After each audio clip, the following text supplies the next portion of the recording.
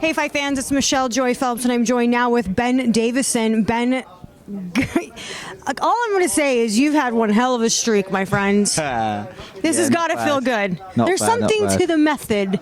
There's a method that's working very well for you and the team. We just keep blagging it, to be honest. Seriously. Just one after the other. Well, congratulations. Leigh Wood obviously won tonight against Zhu Can, now becoming the WBA regular featherweight champion. We do know that the super champion is Leo Santa Cruz. Is that the goal? The goal is to go straight into it. I don't know. Or attempt to. Yeah, I mean, it's interesting because usually I'd say that a WBA regular title, you can't class it as, one of the main titles. But Santa Cruz hasn't been down at 126 for, I think it's like coming on 2 years. So will he come back down there? I don't know. But he's not been down there for 2 years. Who can hold their world title after not being down at that weight, defending it after 2 years? So,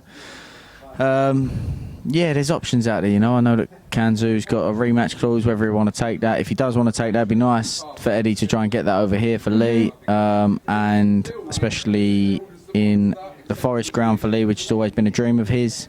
So he's got options. And next weekend? Next weekend, Leigh McGregor. Well, I would say Dickens versus Kid Galahad for the IBF title. Yeah, the featherweight division in the UK is strong, so he's got a lot of options. And just like you said, McGregor. Leigh McGregor next week. Another one. In Belfast. Another Looking one on forward deck. to that. Defending his European title that he won last time out against an unbeaten French guy, Southpaw. So, yeah, straight back to work. Well, if you had it your way, what direction would you have Leigh Wood going in? It's a tough question, like going into the fight, I suppose maybe a lot of people look ahead, but we're so focused on this win and getting this win and focusing on what needs to happen that we don't really look ahead too much. But probably like you say, the names that you mentioned there, I know there was talk of Kanzu versus Josh Warrington as well, so maybe that's a big fight. I know that the Leeds fans and the Forest fans, imagine them coming together, be a great atmosphere. So he's got a lot of options. So I suppose Dave and Eddie will talk together and see what options are there. Well, his birthday is also right now. Yeah, 20 minutes ago. Literally 20 minutes ago. He turned 33, right? Yep. Well, what are you guys planning to do to celebrate tonight? He likes a pizza, Leigh, so we go back, get some pizza and go from there. A few drinks? Well, we'll see how the night goes. You know how it is. Also, any other updates in terms of Josh Taylor? No, Josh is just waiting to see. He's got a bit of a hand injury. He's been getting rehab on it. We're hearing like November-ish. Is that? Yeah, I think it's dependent on the hand situation. Like, if I'm being completely honest, I wouldn't want him going into a fight with an injury and saying, 70%, 80%. It's easy to overlook people at this point, and I wouldn't want that to happen. So I think my opinion would be just to get, if it needs an operation, get the operation done. And just see what the situation lies from there. He's achieved and become undisputed, but it is difficult to constantly defend those mandatories after another,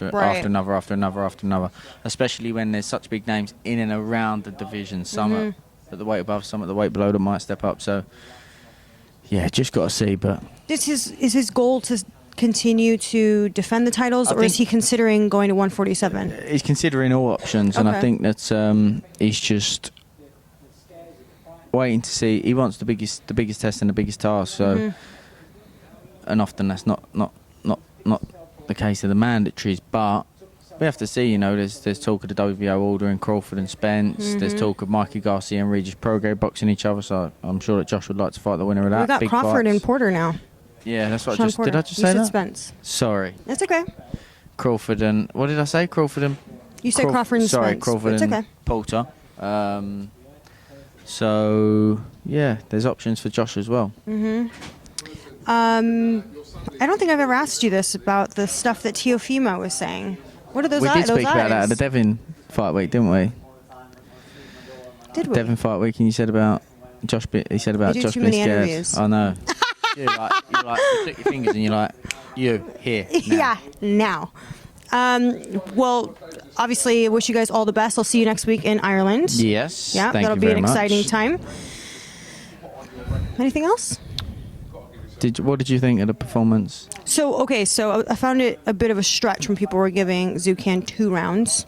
Yeah. I found it to be a bit of a stretch. But some people I didn't have him had winning any. I thought it was like a push to give him a couple of rounds as well. Right. For the most part, from me just listening, of course, it could have also been that I was around a lot of his family. yeah, maybe. But everyone kept saying, oh, well, he's winning every single round. And I personally saw it that way as well.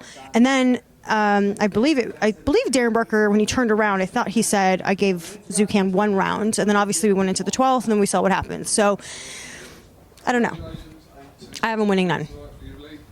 But anyways, that's how I saw it. So Leigh was winning. Yeah. So you thought it was a good performance? Yeah, absolutely. Yeah. Brilliant. Okay. All right. Well, interesting. We'll catch up later then. Okay.